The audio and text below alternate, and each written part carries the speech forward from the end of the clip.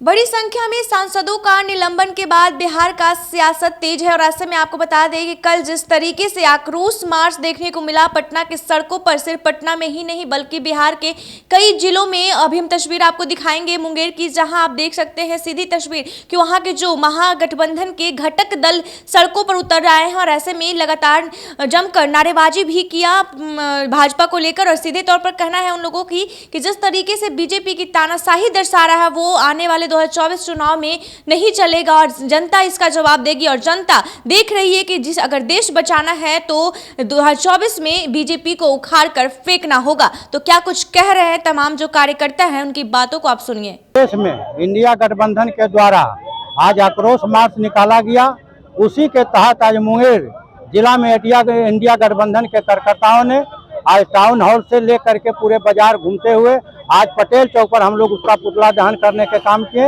और नरेंद्र मोदी को हम लोग आज संकल्प लिए कि इस देश के गद्दी से उतार करके उसको जो है उतारने के हम लोग काम करेंगे और इंडिया गठबंधन की सरकार बनाने के काम करेंगे। मंटू कुमार यादव, पूर्व जिला राजद नगर अध्यक्ष जमालपुर, जिला राजद वरीय नेता मुंगेर। गला घाटने के खिलाफ, बाबा साहब अम्बेडकर के संविधान के अवहेलना के खिलाफ आक्रोश मार्च इंडिया गठबंधन का हर प्रखंड, जिला और प्रदेश, राष्ट्रीय स्तर पर इंडिया गठबंधन के नेताओं कार्यकर्ताओं के द्वारा किया जा रहा है। उसी गठबंधन का ये कड़ी मुंगेर में आक्रोश मार्च करके नरेंद्र मोदी का पुतला दहन किया गया है। नए संसद भवन को देश का तानाशाह नरेंद्र मोदी बीजेपी का कार्यालय बना दिया है।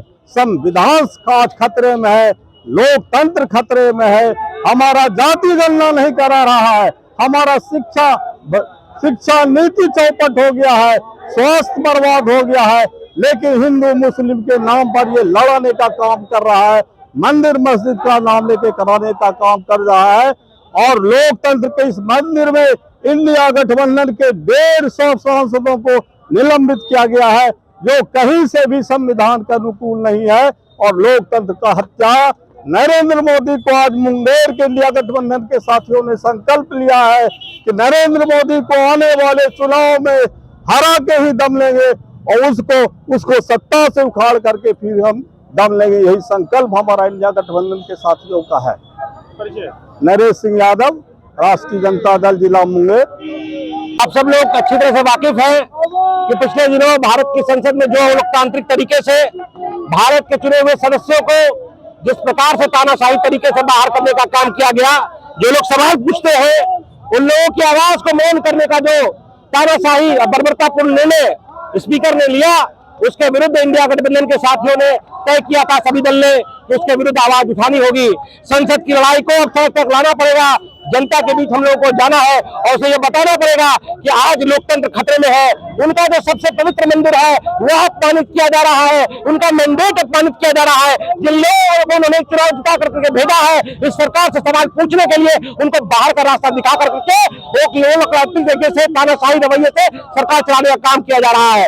आज भारी संख्या में सदस्यों को बाहर करके 3 बड़े-बड़े बिल को बिना किसी बहस के पास कर लिया गया। यह सब कुछ बताता है कि जो कोई भी सवाल उठाएगा उसको वो कुचल देंगे, उसको वो बाहर कर देंगे। लेकिन इंडिया गठबंधन ने तय किया है कि आने वाले 2024 में हम लोग उनको उस लोकतांत्रिक व्यवस्था को चलाने वाले लोगों को संसद की दहलीज से खींच करके नीचे उतारेंगे और यहाँ पे इंडिया गठबंधन के नेतृत्व में फिर से एक लोकतंत्र का जो सबसे खुशनुमा माहौल भारत के अंदर था वो बनेगा और कायम होगा। इसी सब के लिए हम लोग ने ये आंदोलन किया था। हम लोगों ने आज टाउन हॉल के मैदान से एकत्रीकरण हुआ और महात्मा गांधी चौक होते हुए सरदार पटेल चौक पर हम लोग यहाँ नरेंद्र मोदी के पुतले के दहन के साथ इस कार्यक्रम को समाप्त किया है। तो आपने साफ तौर पर सुना कि उन्होंने सीधे तौर पर नरेंद्र मोदी को लेकर जमकर नारेबाजी करते हुए भी नजर आए। आप सीधी तस्वीर देख सकते हैं कि किस तरीके से कल धरना प्रदर्शन और आक्रोश मार्च देखने को मिला। जो भी घटक दल थे वो सड़कों पर उतरकर धरना प्रदर्शन किया और ऐसे में जो सीधे तौर पर उन्होंने कहा कि जिस तरीके से बीजेपी की तानाशाही चल रही है वो बिल्कुल भी आने वाले समय में बर्दाश्त नहीं होगा।